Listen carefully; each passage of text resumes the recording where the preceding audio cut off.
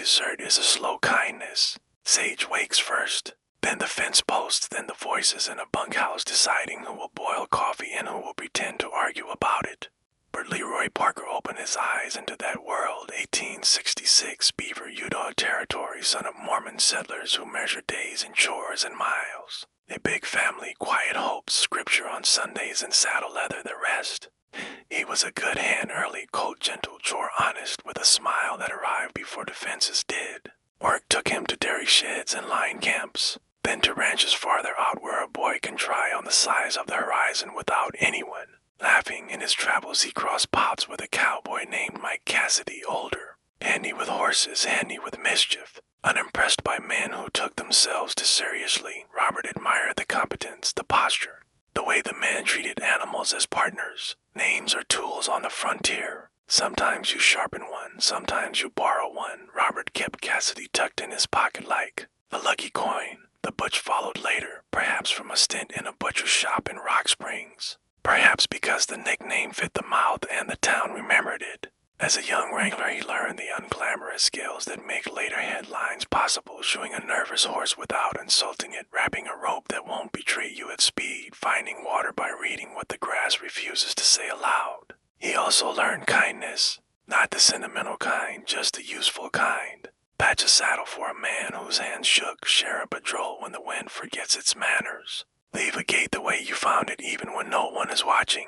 First trouble came small, a pair of jeans taken on credit from a closed general store. Paid back later with a note and a grin. Then larger, cold swapped, brands blurred by convenience more than malice. Butch was a gentle outlaw in these early pages, not violent for sport, not eager to scare children.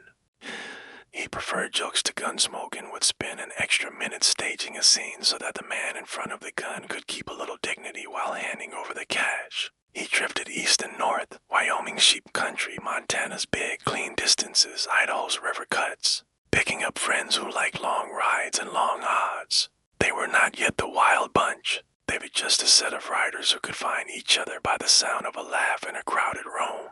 Camps learned to relax when Butch arrived. Cards were cleaner. Fights ended sooner. He disliked useless meanness and had a gift for reminding men that tomorrow would require the same faces to share the same coffee. There was jail. Briefly, Laramie time for horseflesh confusion, months that taught him the value of enduring, and the value of promising himself not to return. He came out with a resolution that looked like a joke until it didn't. If he robbed, he'd do it cleverly. If he ran, he'd run far. He would try very hard not to add funerals to the ledger. He found a natural fortress to match that temperament. Hole in the wall, a red rock notch in Wyoming that folds into hidden parks like a magician's scarf. There, with caches of grain and lookouts who could count a posse a half day away, Butch built a clubhouse out of stone and mutual regard. Riders came and went. Plans were tested against maps and meals. A code developed, a light one, more courtesy than constitution, no hurting women or children, no senseless shooting, no stealing a horse a neighbor might need to get home unless you plan to leave a better one in its place. The century turned Massili, rails snaked, payrolls grew heavier, Pinkertons wired farther, and a young woman with steady eyes would soon enter the picture to suggest that charm can be a strategy and a refuge at the same time. For now we stand with a boy who borrowed a name and made it fit. Robert became Butch softly, but without slamming any doors behind him. He carries the new head like it's already broken in. Hole in the wall to Castlegate crew making, timetable math, and a photograph that would travel, a payroll, wagon on a narrow road, an engineer who understands persuasion. If Fort Worth studio where 5 men sit too still and accidentally become permanent. Plans are slower than gunshots and more powerful in the long run. Butch preferred plans. He gathered men who could think and men who could ride. Harry Alonzo Longaball, who would become the Sundance Kid when a magistrate as record and a town as memory agreed. Harvey Logan, called Kid Curry, quick to anger and quicker to accuracy when anger insisted. Will Carver, Ben Kilpatrick, Elsie Lay. Others who came in and out like weather. Castlegate robbery in 1897 looked simple on paper and stayed simple because the paper was right. A coal company payroll escorted by 2 men, a canyon road that offered introductions, Butch and Elsie in matching blue overalls that made them blend with miners. A few sentences spoken plainly. A hand open for the sack. A ride away not hurried, just efficient. No shots, a story riddled with admiration even by the clerk later. Because not being terrified is a kind of mercy. Butch tinkered with trains the way some men tinker with watches, studied grades. Brakes, curves that force engineers to choose between prudence and pride, he preferred to separate. Engines from express cars complicate the problem for lawmen before it started. Telegraph lines went dark suddenly in sections of country that had enjoyed reliable gossip for months. Hole in the wall served as rehearsal space and retreat. At night, humor kept fear from multiplying. Sundance played cards like a mathematician playing patience. Kid. Curry scowled at rules and then followed Butch's anyway. Butch laughed easily, spoke gently, and saved stern voice for the few occasions it was required. Then came the photograph. Fort Worth, 1899, a city tired of pretending not to be amused by itself. 5 outlaws in suits, Butch. Sundance Kid, Curry, Will Carver. Ben Kilpatrick sit for a portrait to entertain themselves and perhaps to entertain posterity. They look like bankers about to approve their own loan. The plate traveled farther than any of them expected. Displayed in a window. Noticed by a detective with a good memory for cheekbones. Reproduced and mailed and pinned to walls in towns that had never heard of a hole in the wall but suddenly felt acquainted with it. Publicity offers to currencies, fame, and trouble.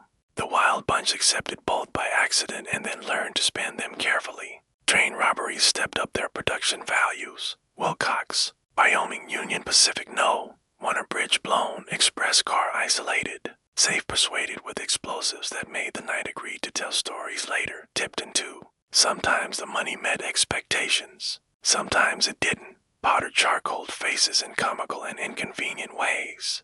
Butch kept asking for cleverness over cruelty. Let the insurance companies pay. He liked to say in one version of the legend, not the passengers. And often that is how it went. Clerks were apologized to, ladies left alone. Engineers thanked for their patience. The Pinkerton agency filed its homework. Charles Siringo and colleagues trailed acquaintances, collected saddle shop receipts, made posies into posses. Posters learned to spell Cassidy and Longaball with confidence. And in the middle of this dance, at a place stepped from the wings a woman with poise, with a schoolteacher's posture and a traveler's passport. Friend, lover, wife to Sundance by some papers, companion to Butch and to the whole enterprise by spirit. She softened rooms and sharpened choices. She also reminded these men that the world contained parlor light as well as campfire light. The bunch could have scattered then. They did not. The last great season of American robberies played itself out across Wyoming, Utah, Colorado. But the circle was tightening. In photographs, men age all at once. In life it takes longer but feels the same. Wilcox to Winmucca powder burns, posse dust, and an elegance of escape payrolls on rails, a Nevada bank on a quiet morning. Horses standing like accomplices, Pinkerton's closer, but still insisting on the joke when a joke would save a nervous man his hands from shaking. Breeze-making headlines were not miracles, they were rehearsals performed at speed. Butch designed, Sundance executed like a metronome. Kid Curry insured against errors with a willingness to be the storm if necessary. Wilcox, 1,899, a concealed charge, a rail broken as if by accident. The train halts, men step from night, wearing kerchiefs more for dust than for drama, crew corralled with courtesy. Express car open with science less precise than desired. A blast too heavy, another. Money freed and men soot streaked like chimney sweeps after a holiday. Posse, always a posse. Whistles like geese, horses that know overtime. The bunch vanished into country that had signed non-disclosure agreements with sagebrush long before men invented such things on paper. Tipton later brought similar music. Then a switch to Banks, Winmucca, Nevada. A small town with a clean front room. Morning light. A teller who thought about fear and decided to be deliberate instead. Bags filled quickly. Doors used with minimal fuss. Horses clattering not because they were frightened but because the street pretended to be a creek and hooves liked to answer creaks with louder opinions. After Winmucca the air changed. Posters everywhere. Rewards tall enough to tilt men's ethics. Lawmen who were not scenery anymore but characters. Butch still smiled. He calmed hostages with asides. He thanked an engineer for not doing anything heroic and meant it. He returned a watch once, so says one man who told the story for whiskey and sincerity both. Wild bunch rotated safe houses, Brown's Park, Robbers Roost, hole in the wall. Cook Dogs remembered their orders. Horses remembered their ties. Kids in remote ranches collected nicknames the way other children collect shells. But the rhythm of escape began to prefer waltz to sprint. Breakers' rails had knit the country into one hearing. A delay in Utah made a deputy in Wyoming look up from his sandwich. Wanted notice in Colorado taught a shopkeeper in Texas how to spell Longaball before lunch. Somewhere in these miles, Butch and Sundance looked at each other across a table where Etta folded a map and said without saying it, "We have been everywhere here. Perhaps go where our names sound like foreign birds dot south." Etta's passport steamed to Buenos Aires and a ranch in the Andean quiet ocean air. Spanish learned the way Billy learned it, by kindness and proximity. Jalila's grass. A ranch that tried to be honest. Then new boys in town asking whether the past intended to stay packed. The steamer to South America left like a paragraph turning the page. Etta in a trim hat. Sundance composed. Butch delighted by small things, the patience of porters, the fact that a ship's rail can make a man philosophical. Buenos Aires offered boulevards that pretended every day was a holiday if you dressed correctly. They did their best. They ate ices on a bench like citizens. They took trains like respectable couples and pretended not to find it funny. South to Patagonia, Kalila, where green returns and mountains hold up the sky without bragging. They bought a ranch under tidy names. They built fences. They branded calves that were theirs by legal right. Neighbors remember them kindly, polite, competent, quick to help. For a while the cough of guns stayed out of the script. But men carry momentum the way saddlebags carry dust. News from the north arrived in envelopes stamped Pinkerton and in newspapers used for wrapping. Rumors sorted themselves around their names. Like swallows around eaves, a bank wagon in Santa Cruz province was robbed by riders whose manners reminded someone of someone, which might have been there or not. Stories prayed. Another payroll went light in the step wind. Etta looked at the horizon and saw a door closing. She returned north by some accounts, New York ship manifest whispering a name like hers, or she stayed longer and then vanished gently into the country's punctuation. However her story moves, we keep the respect due a woman who held the center politely among storms. Butch and Sundance drifted. They tried honest work in Chile and Bolivia. They tried their old craft when honesty would not pay for horses. The laughter stayed. The courtesies mostly did too. Bolivia's high country remembers the foreigners who were good with stock and careful with jokes. It also remembers soldiers who learned to listen for rails and rumors the way their northern counterparts had. San Vicente a Rome, a crate of silver, and the echo that never quite stops a robbery at a mine.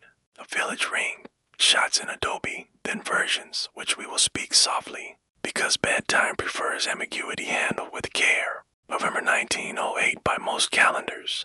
Payroll near Santa Cruz, then a mine called San Vicente. To strangers, a mule with silver bars, commotion that made a small place suddenly feel like the center of a continent. Bolivian soldiers and police tighten a circle with more determination than practice. A lodging house, a shootout staccato grammar. Inside, Butch and Sundance did what they had always done.